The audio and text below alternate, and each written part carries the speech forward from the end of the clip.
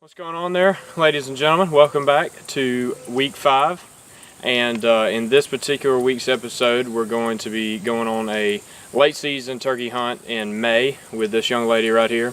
And today we just doing some riding around, checking some trail cameras, typical Saturday activities, and we're riding through one of our food plots here. We actually planted right after turkey season was over in Chufa, and it is looking fantastic. Of course, we do have a little bit of weed competition that is coming on nice and strong, to be expected, but I think the Chufa is going to end up choking it out in the end. It's looking really good, so hopefully we'll have some exciting hunts like the one you're about to see in this food plot next spring.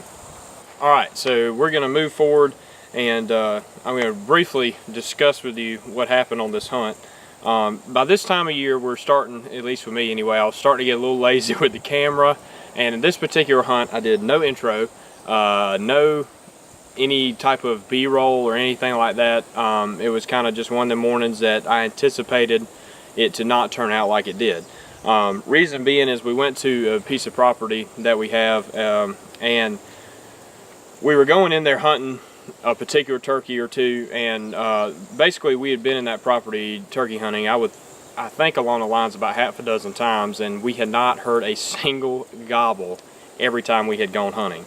So my anticipation was we were going to go there and just have to hunt the turkey like you would hunt a deer, just still hunt him, because the road that this particular bird was using, and there was other birds using it too, was loaded with tracks. I mean, every time there was a fresh rain within 2 days, the whole entire road, every square inch was covered with a turkey track. So they were obviously there. It was the matter of trying to find them and figure out where he was roosted at, why they weren't gobbling or anything like that.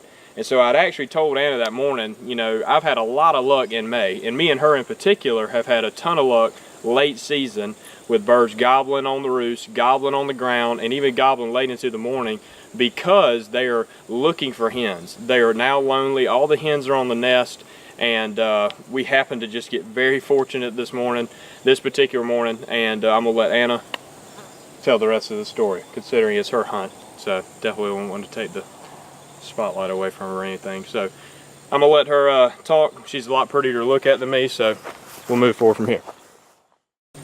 Alrighty guys, so here you're about to see a late season hunt.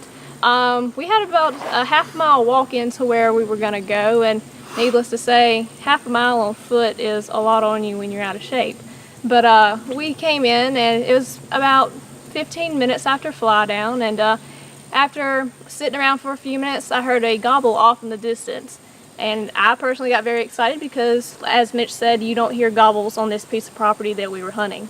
So after about 5 or 10 more minutes, he continued to gobble, and we confirmed that that was the one we were going after, so we were going to go in and see if we could seal the deal. Alrighty, so after the bird continued to gobble, we were able to confirm his location, so we were able to close in on about 200 yards or so on this bird. But the entire time that we were tracking this bird as he was gobbling, one important factor to know is that we did not use a turkey mouth call or anything like that to give away our position or our location that might detour the bird. Instead, we were using crow calls and owl calls so we could get a good feel for where he was sitting, because he was in the midst between a food plot and some pine trees, so it was really hard to determine where he might be coming from.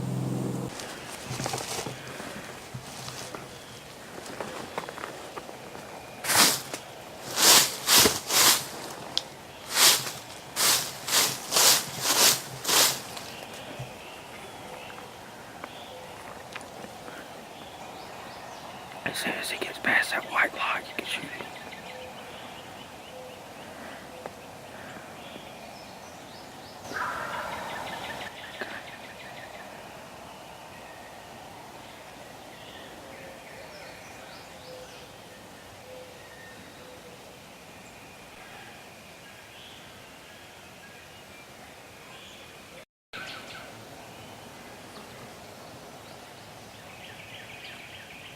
He's to the right. He's to the right of that cedar.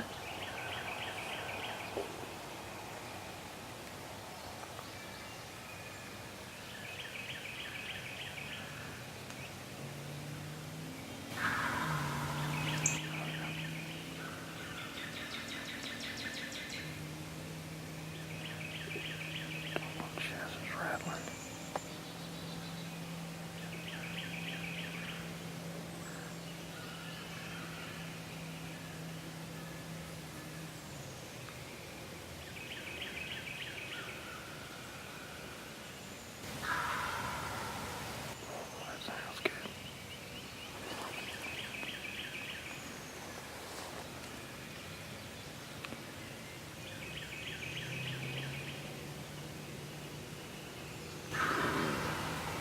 hammering. Just keep your head down on the gun.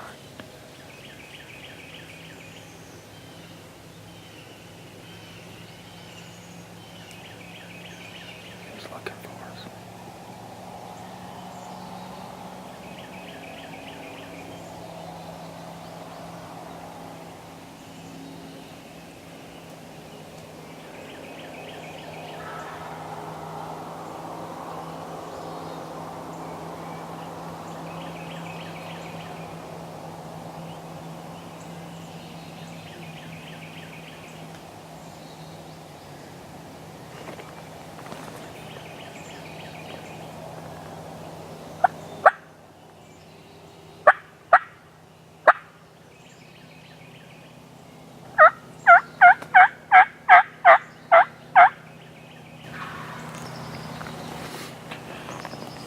Not saying another word.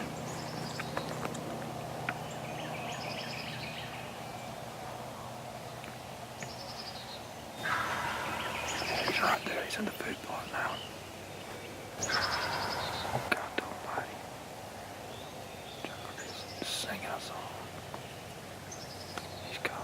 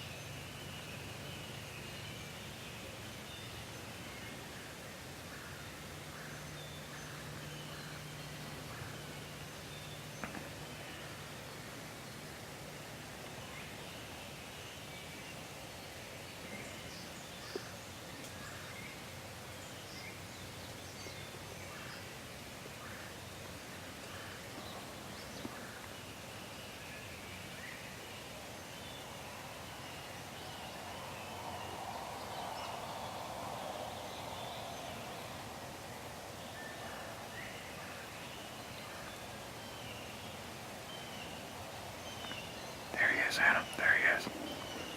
I see his head. You see him? He's in the food plot.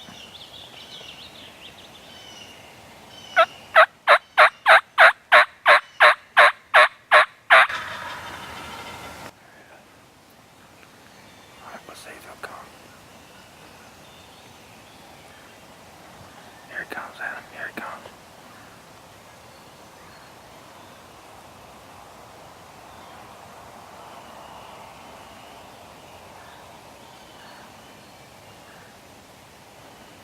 Wait till he gets around that white log and you can kill him. Just be still. Here he comes.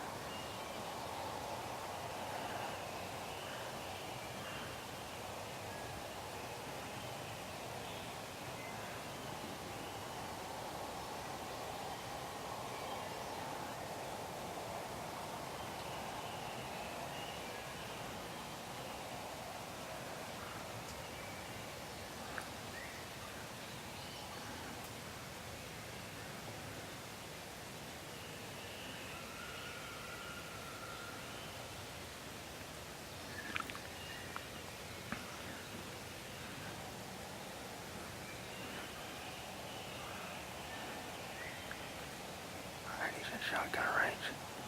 Tell me before you're gonna kill him.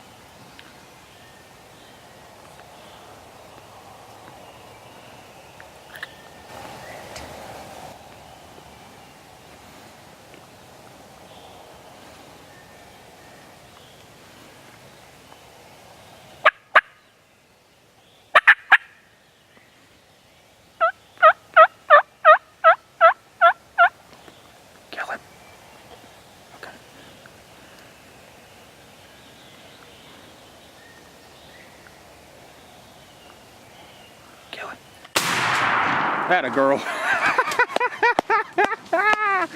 It always works. Go step on his head. Every time, every time. I mean, thank you, Jesus. Go step on that joker's noggin. That's what it's all about right there. That's what it is all about. Alright, it's May 3rd, 7:30 in the morning here in Southeast Georgia. I'm at Mitch's Hunting Club, and as you can see here, we have a beautiful tom finally on the ground.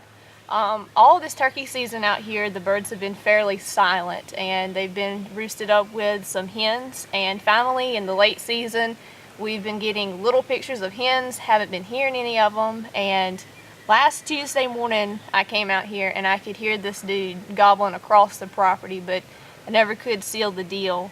But now it's Thursday, and obviously he is on the ground. We came in this morning and didn't hear anything initially until about 7 o'clock. We could hear some distant gobbles about 200 yards away. Kept moving around a little bit, trying to locate him, and we finally came down an older food plot road, and he was within the pines somewhere at least about 150 yards. So we kept using the locator call, and he was coming after the hen call that Mitch was using, and it is a Sneaky Pete mouth call. But anyway, so he was coming after the mouth call, and I think it maybe took him about 10 minutes to finally come down the road towards the Dave Smith decoy that we've got set up, which is a hen, by the way, since we have very little hens. Right there. There she is. There she is, beautifully. And this dude just came in the food plot just on it hot. I mean, just gobbling at every little thing, and finally come down the road, and he got all choked up, didn't he? But Cheaper. that's where we're at this morning. It's been an awesome season.